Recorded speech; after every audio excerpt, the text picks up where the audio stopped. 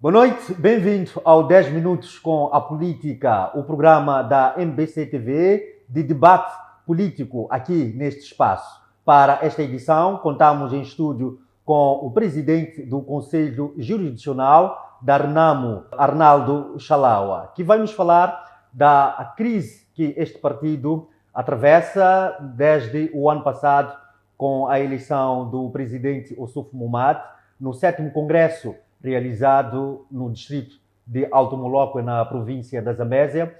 Instalou-se com a exclusão, portanto, de Venâncio Mondlane, que também concorria à presidência da RENAMO, e depois as eleições gerais de 2024, que relegaram, portanto, a RENAMO à terceira força política no país. E para falar desta crise, temos em estúdio o presidente do Conselho Jurisdicional da RENAMO, Arnaldo Chalaua, a quem agradeço a presença. Arnaldo Chalaua, bem-vindo ao 10 Minutos com a Política. Muito obrigado. Boa noite a si, Sr. jornalista, e boa noite a todos os telespectadores. Muito bem, vamos dar o início a este debate. Dr. Chalaua, a RENAMO está mergulhada numa crise desde ano passado, com a eleição do presidente Ossuf Momad no 7º Congresso, realizado no distrito do Alto Moloco, na província da Zambésia. Foi excluído Venâncio Mondlane e, durante as eleições gerais de 2024, a RENAMO teve os seus piores resultados da história. Foi relegado à terceira maior força política no país. Recentemente, um grupo de antigos guerrilheiros começaram, portanto, a ocupar as sedes provinciais e, recentemente, a sede nacional e o gabinete do presidente Ossuf Momad, exigindo a destituição ou demissão imediata de Ossuf Momad. Como é que olha para esta situação toda que se alastra desde o ano passado? Muito obrigado. Vamos começar por desconstruir a introdução, quando fala de uma total crise, o que não corresponde à verdade. E também vamos começar a desconstruir o que habilitou de terceira força no país.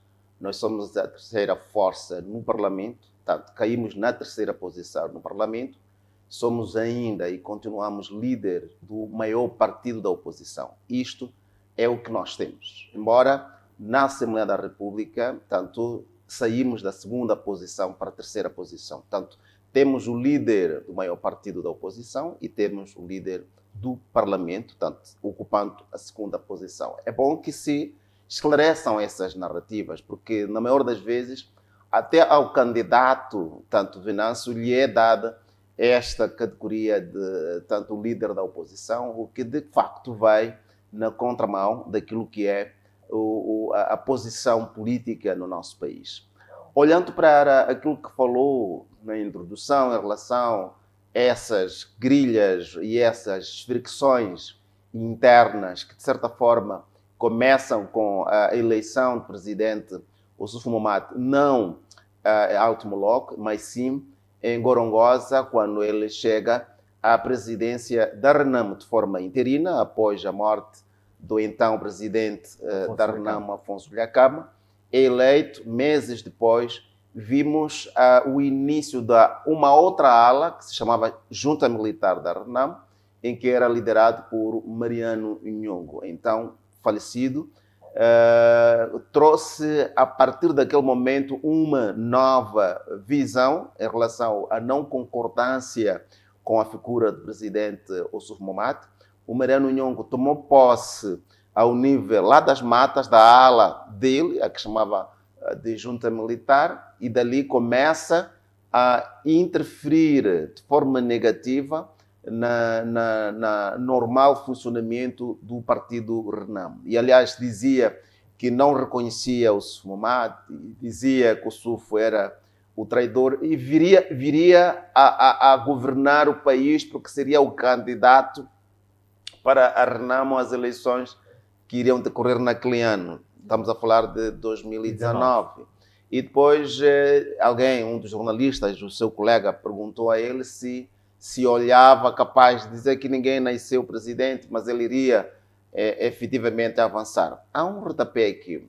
As palavras de Mariano Nhongo não eram da iniciativa dele. Havia por detrás de Mariano Nhongo um exército de pessoas que viviam até nas cidades, não é?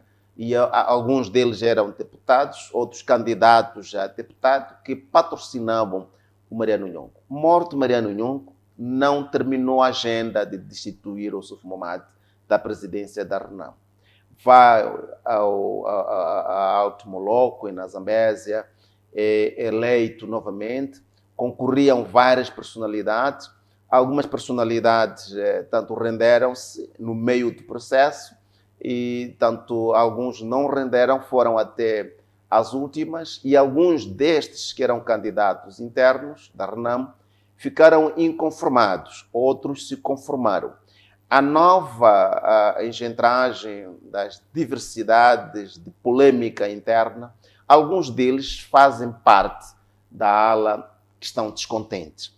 Mas é importante também referenciar que a fraude eleitoral em Moçambique criou condições para que um número considerável das pessoas que estavam nas listas, dos candidatos que estavam nas listas, ficasse também com alguma desmoralização, tanto a culpa ao presidente da RENAM, o que não constitui a verdade. Por quê? As eleições que decorreram, tanto em 2019, o presidente da RENAM havia ganho, mas não governou. E nestas últimas eleições, um dos candidatos também ganhou, mas também não governou. Quem é esse candidato? Estamos a falar do Venâncio Mogliani. Os resultados que ali apresentavam davam a indicação de que ele estava na frente. Exato. Mas depois veio-se, tanto pela engendragem da fraude, ficou na posição em que ficou, mas também não governou. Significa dizer, mesmo no tempo do presidente Dhlakama, sempre ganhou as eleições, mas nunca governou. Mas a diferença em relação ao Suf Momad e o presidente Dhlakama é que o Dhlakama era temido por conta da posição em que usava, posição militar. E o presidente atual, o Suf Momad, trouxe uma posição democrática interna em que abriu as portas para que muita gente viesse a concorrer. A questão de 15 anos para ser candidato a presidente da RENAM não foi o Suf Momad que colocou, foi mesmo da era do presidente tanto Dhlakama. O que houve, de facto, com aquelas engendragens, gosto muito desse termo de engendragem, porque é uma estratégia que é planificada, em que o Suf Momad era colocado em tribunal para deixar o cargo da liderança ou não assinar nenhum documento dentro da RENAM, o que de facto mostrava a ambição desmedida daqueles que eram membros da RENAM. De alguma forma pensávamos que estávamos juntos, mas chegaram a ter no tribunal para fazer pedidos que não tinham fundamento. Por isso o tribunal, de alguma forma, não conheceu, e se conheceu, então, não deu o veredito final a favor, estando de lado de que a RENAM é um partido com uma estrutura e que deviam realizar o Congresso. O Congresso foi realizado, ganhou o presidente, o Suf Momad, e tendo ganho o presidente, o Suf Momad, as pessoas que o perseguem não cessaram. Com o advento da desmoralização dos resultados eleitorais, dos que eram candidatos não passaram a ser deputados da Assembleia da República, aumenta-se o número das pessoas desmoralizadas e contra o Suf Momad. Nas assembleias provinciais também fomos tendo caídas, alguns que eram candidatos à Assembleia Provincial com alguma esperança que iriam ser membros, também não chegaram a ser. Tudo isto levou-se para culpabilizar o presidente da RENAM, o que é uma falsa verdade. É uma falsa verdade, porque não foi apenas ele concorrente. Nas províncias tivemos os cabeças de lista, que cada um, inclusivamente Maputo, Muxanga era cabeça de lista, não ganhou as eleições, mas consegue dizer que o presidente da RENAM é que tem um problema. Tanto tivemos na Zambésia também eleições em que cabeça de lista era Manuel de Araújo, também não ganhou, mas depois consegue dizer que é o Sufo-Mamat. Portanto, tivemos vários candidatos. Cada candidato é um candidato. Então, isto Então, significa que internamente a Renamo está em crise. Não é verdade. É uma agenda, eu tenho vindo a dizer, que é uma agenda muito bem planificada. O país está assegurado em termos de paz através do presidente Sufo-Mamat. Porque não é um homem emocionado. Não se deixa levar pelas correntes externas para engendrarmos algumas ações que ponham em causa a paz que foi duramente conquistada.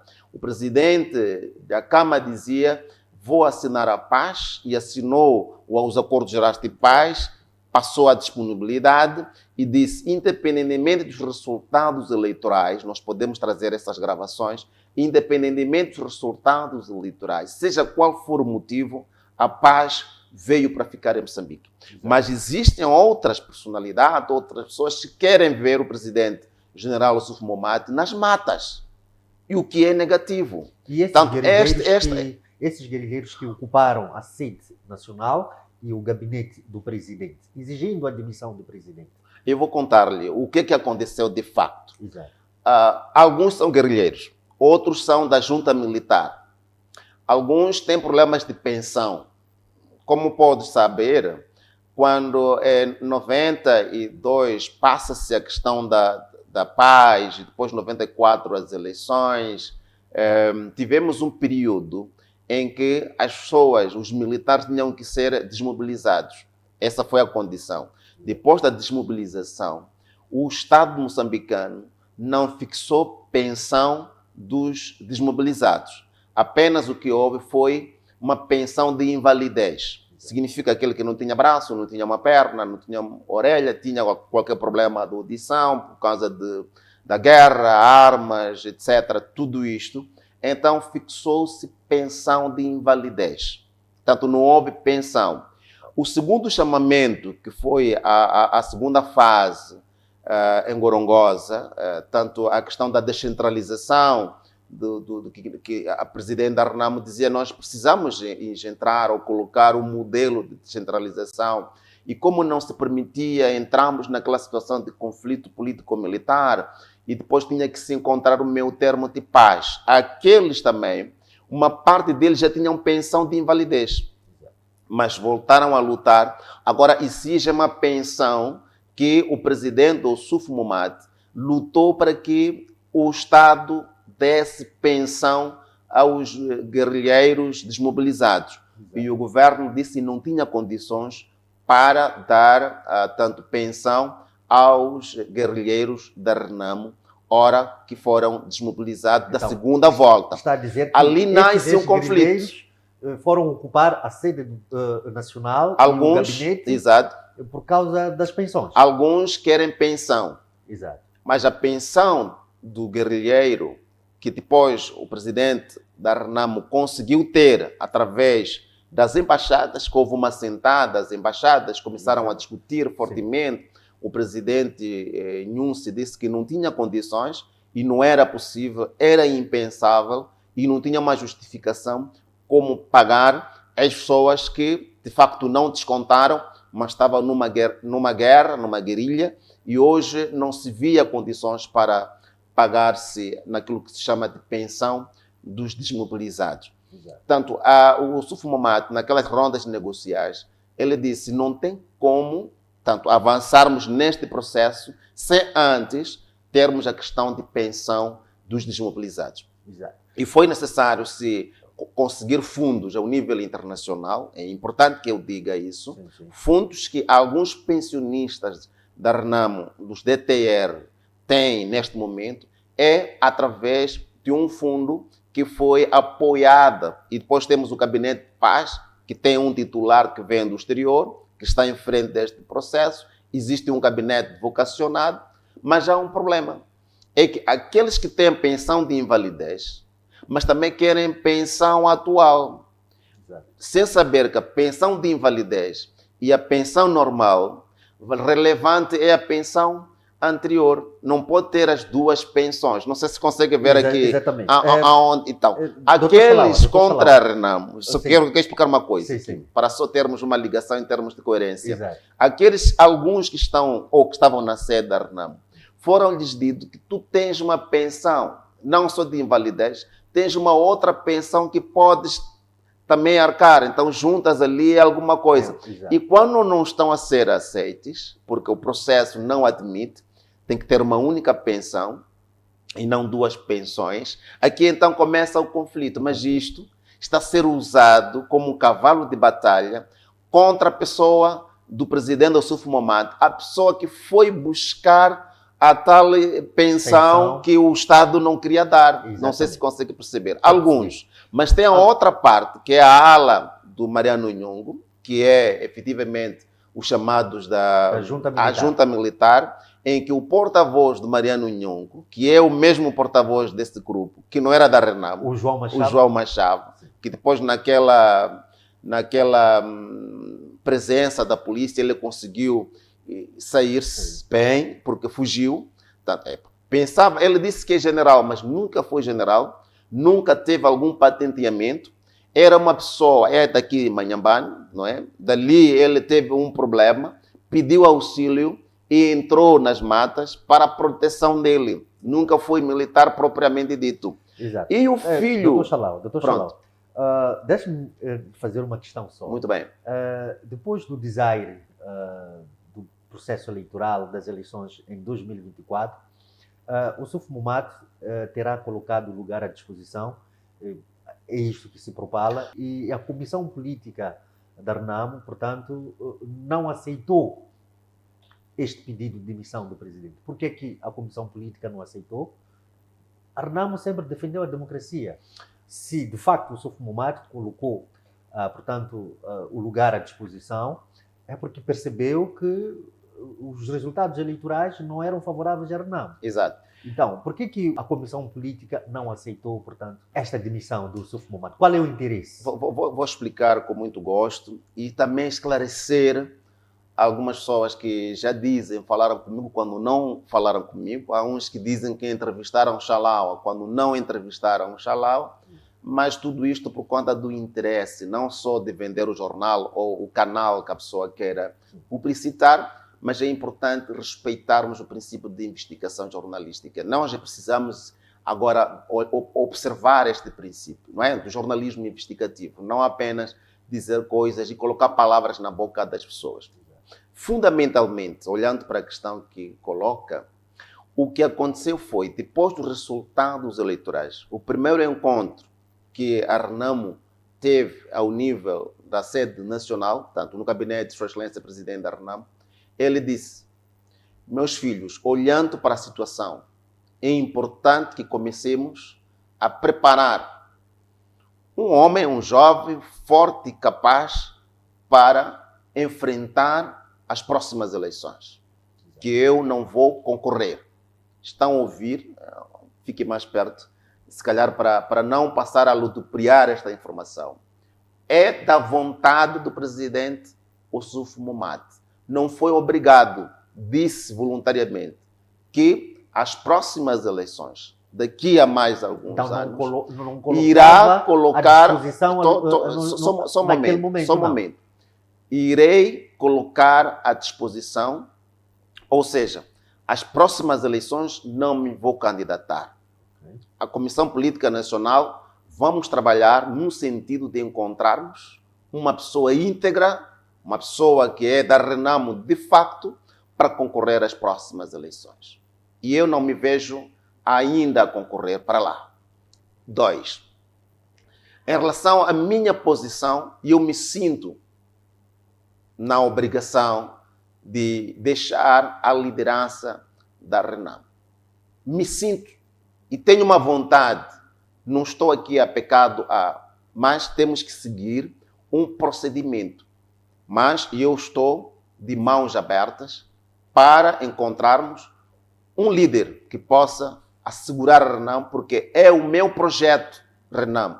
Ele dizia, desde os meus 16 anos, ainda era menor, estive nas matas e a Renamo não pode ser gerida ou liderada por uma pessoa que não reúne condições. Porque ser chefe e ser líder são duas coisas diferentes.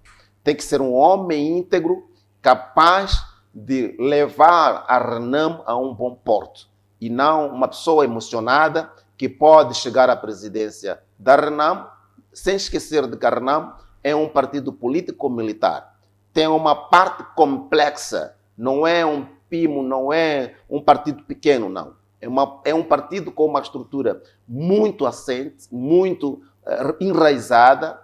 Tanto não pode um Xalaua, por exemplo, vou usar o meu nome para não pegar contra outras pessoas, chegar e dizer, não, eu quero ser presidente da RENAM. É uma coisa muito complicada e difícil. Exato. É contrário dizer que o Xalaua